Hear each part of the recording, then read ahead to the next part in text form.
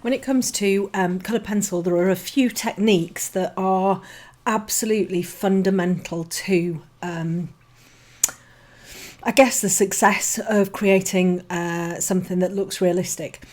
So in this video, I just wanted to kind of bring the technique of layering. I'm not sure whether I'd call it a technique. I mean, it basically is the foundation of colour pencil, is layering. It's how you mix your colours. You know, if you work with watercolour or you work with oil paints or acrylics, you would tend to sort of mix colours on a palette. You know, but with colour pencils, it's more about kind of mixing on the surface.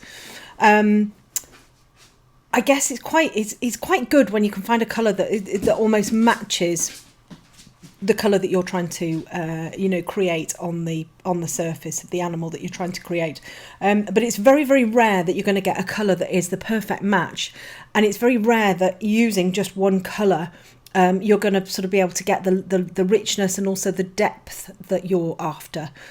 With this particular horse that I was drawing this month, I found a combination of 3, maybe 4 colours were a really, really perfect match. Not that I'm ever trying to match a colour exactly. I'm more interested in the values, and you can see that I've brought kind of values. I've brought little dark sort of elements in, and where we've got shadows and stuff in here. But you know, obviously colour is going to be important if you're drawing a realistic portrait of somebody's pet or horse or whatever. With this particular one, I'm working on drafting film, and I've found a combination of the luminance apricot, the polychromos burnt sienna, and the polychromos caput mortem violet has worked really, really well to get this quite vibrant bright bay colour that I've got coming through on the top of the neck here. And it's a question, when it comes to layering, it's a question of getting those colours in over the top of each other. And what happens when you so I'm bringing the burnt sienna in at the moment here, and it goes down, and it's quite a sort of a reddy brown. It's a bit boring, I have to say. It's a bit flat with just that initial layer.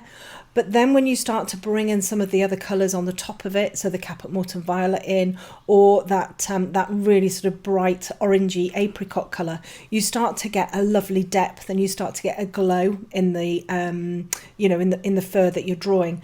It is a very slow process. You can see here it's almost like I'm drawing every single hair.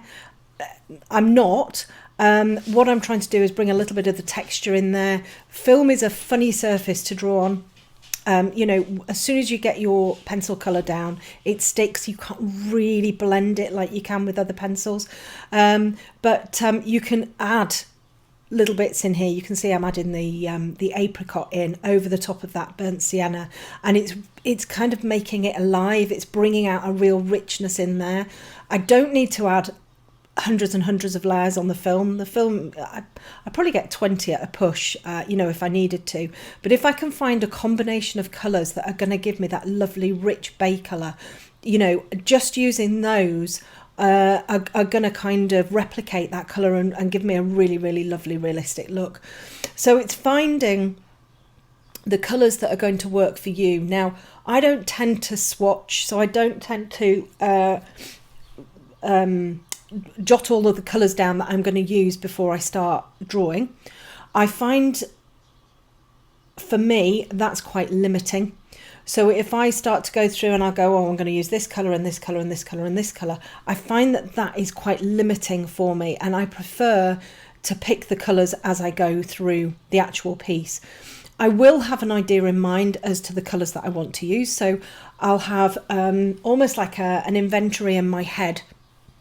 I'm going to be drawing a bay horse. What colours I'm going to use? I'll probably use caput mortem violet. I'll probably use burnt sienna. I'll probably use burnt ochre. I'll probably use a bit of, you know, terracotta. Probably a little bit of walnut brown. But what I might do once I start kind of choosing those colours and putting them down on the surfaces, I might end up not choosing one of those and picking something instead. Like I might choose an Indian red, for example, or I might choose a Venetian red, which is a little bit more pinky. You know, and I don't want to be limited to, you know, a set of swatches that I've created at the beginning. I also find creating the swatches at the beginning, for me, it's a little bit of a waste of time, really, because I'm just going to do my own thing once I get into the drawing. So I find it, I just don't. I know other people do, and that works for their techniques. But for me, I don't swatch.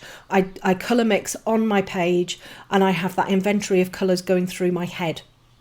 You know, so when I'm looking at my photograph, I look at the colour I'm trying to represent, and I have all of the pencils start floating around in my head. I can then pick and choose the ones that I want to use. The other thing that I've learnt to do sort of over the few years that I've been drawing is I can actually colour mix in my head. I think you get to know your colours and your pencils really, really well. So I know absolutely that if I bring Caput Mortem Violet in over the top of Burnt Sienna, I'm going to get sort of like a really rich sort of orangey browny colour.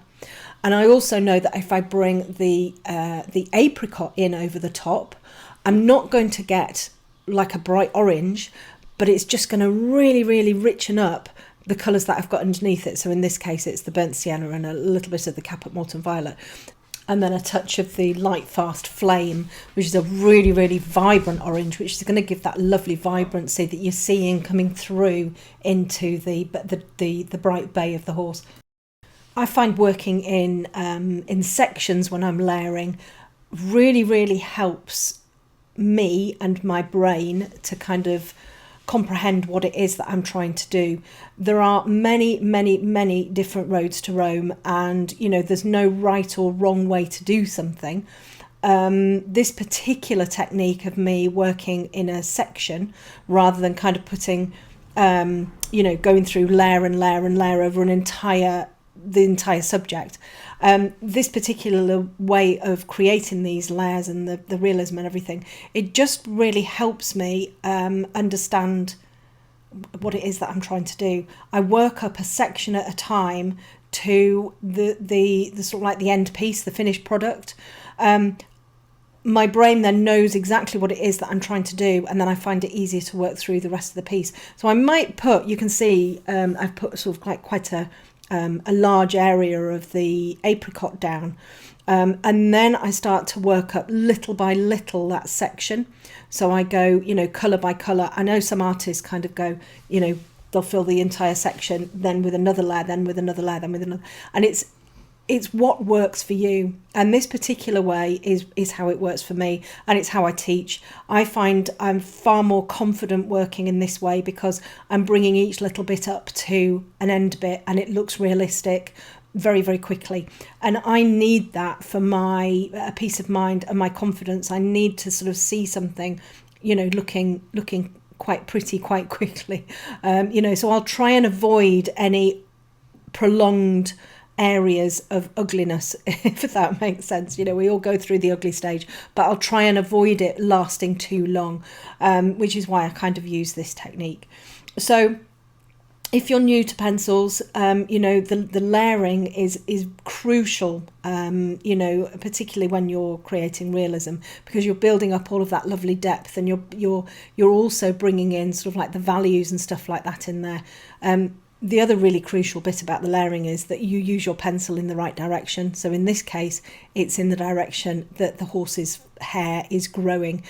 That is absolutely vital for realism because it helps to create the form, you know, and it shows what's sort of going on underneath the hair and the skin, basically. You'll find more videos on YouTube around layering. You can also join my Patreon, and don't forget to join my Academy waitlist. The doors open again on the 26th of December.